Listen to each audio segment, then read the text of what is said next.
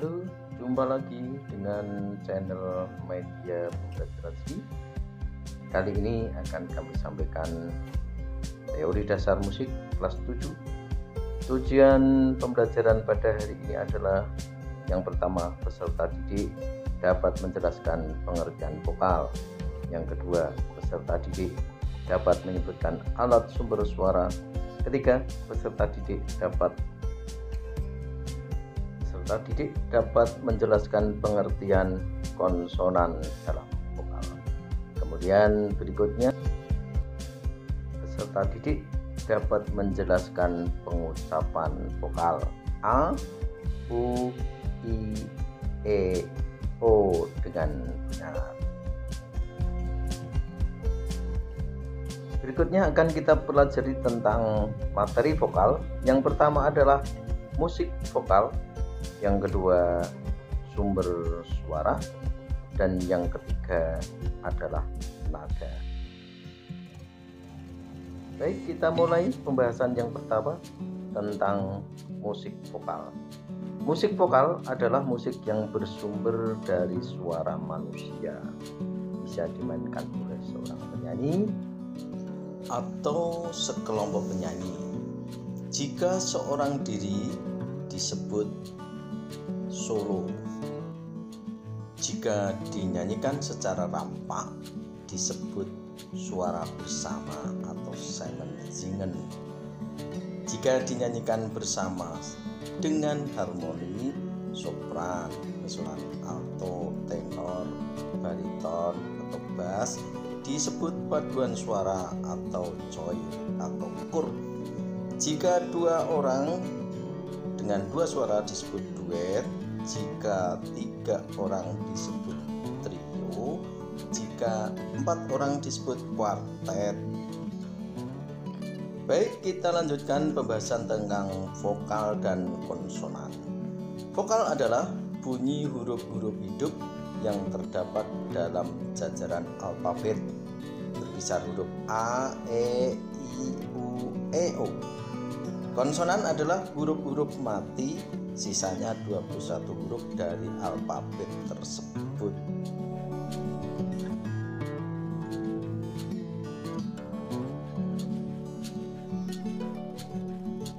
Alat-alat untuk membunyikan vokal dan konsonan berada dalam mulut, yaitu bibir, lidah, anak lidah, rahang atas, rahang bawah, langit keras. Menurut bunyinya ucapan, konsonan dibagi 4. 1. Kelompok konsonan mati, yaitu konsonan yang diucapkan tidak berbunyi seperti B, D, T, K, G, P, dan lain-lain. Yang kedua, konsonan setengah mati, yaitu konsonan yang walau mati tapi berbunyi bernada, yaitu R dan L. Kemudian yang ketiga, konsonan hidung, karena rongga hidung berfungsi sebagai resonansinya. Contohnya Yang keempat, konsonan desis. Konsonan ini berbunyi tapi tidak bernada. Konsonan ini adalah kedengarannya seperti berdesis. Contohnya S dan F. Berikutnya kita bicarakan tentang konsonan menurut fungsi mulut. Dibagi menjadi 3. Yang pertama, konsonan bibir atau lip konsonan, karena yang berfungsi menyebut konsonan itu adalah bibir. Contohnya B, P, M, B, N. Coba kalian ucapkan mama, papa, wawa.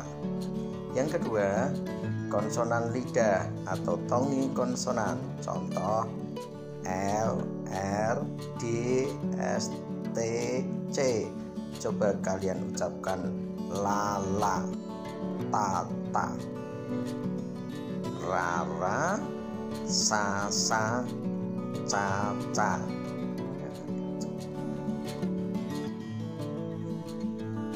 Berikutnya konsonan anak lidah, konsonan, karena yang berfungsi untuk mengucapkan konsonan itu adalah lidah, anak lidah. Contoh G, K, L. Kita mulai sekarang, kita latihan vokal A. Jarak antara gigi rahang bawah dan rahang atas sebaiknya berjarak sedikitnya 2,5 jari. Bibir atas dan bibir bawah harus menutup sedikit setengah dari gigi atas dan bawah. Letak lidah harus datar sehingga ujung lidah berada santai di belakang gigi bawah. Tapi ada juga yang mengatakan bukan 2,5 jari tapi 3 jari. Berikutnya vokal U. Bentuklah lubang kecil bulat dengan kedua belah bibir. Tariklah ujung lidah ke dalam mulut sehingga berada di tengah-tengah mulut. Itu adalah pengucapan huruf U. Berikutnya, dalam menyebutkan vokal U dengan nada rendah, rasakanlah bahwa ada getaran di ujung kedua bibir yang bulat itu. Jika menyuarakan U nada tinggi, rahang harus diturunkan, tetapi lidah dalam posisi semula. Berikutnya vokal I. Tarik pojok-pojok bibir ke samping sambil menutup kedua belah gigi. Jarak gigi rahang atas dan rahang bawah pada nada rendah sangat kecil, tetapi pada nada tinggi rahang harus turun hingga jarak rahang melebar. Ujung lidah harus diarahkan ke langit-langit keras. Kita akan bicarakan tentang sumber suara. Ada 3 faktor agar benda bisa bersuara, yaitu yang pertama, suara yang bergetar disebut vibrator, sesuatu yang menggetarkan disebut motor, sesuatu yang membesarkan suara disebut resonator. Contoh sumber suara gitar. Suatu yang bergetar yaitu dawai atau senar. Sesuatu yang menggetarkan adalah tangan. Yang membesarkan suara adalah badan gitar. Sumber suara pada manusia. 1. Suara yang bergetar adalah pita suara atau stemped. Pita suara yang berada dalam celah pipih yang disebut stemped. Yang kedua, sesuatu yang menggetarkan adalah napas. Yang membesarkan suara adalah rongga mulut, rongga dada, rongga kerongkongan, rongga mulut, rongga hidung, dan rongga kepala. Fungsi rongga manusia. Yang pertama, suara rendah atau dalam ditimbulkan oleh rongga dada dan perut atau posting. Suara kerongkongan dibesarkan rongga kerongkongan atau kelstim, dan suara hidung nusklang dibesarkan oleh rongga hidung untuk suara sedang. Sedangkan nada tinggi dihasilkan rongga kepala atau kopstim. Berikutnya kita akan bicara tentang nada. Nada adalah sesuatu bunyi yang memiliki frekuensi tertentu. Menurut IMJ telah menetapkan bahwa nada A1 sama dengan 440.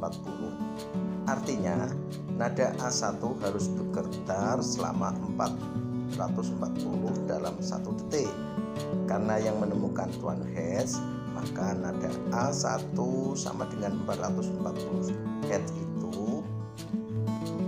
Kalau nada A1 di luar 440 Hz disebut sumbang atau fals. Jika melebihi disebut sharp atau tajam. jika kurang disebut dengan flat. Ini adalah nada. Untuk lebih jelasnya nanti nada akan kita bahas dalam waktu yang lain. Terima kasih, sampai jumpa di pertemuan berikutnya. Sampai jumpa, dadah.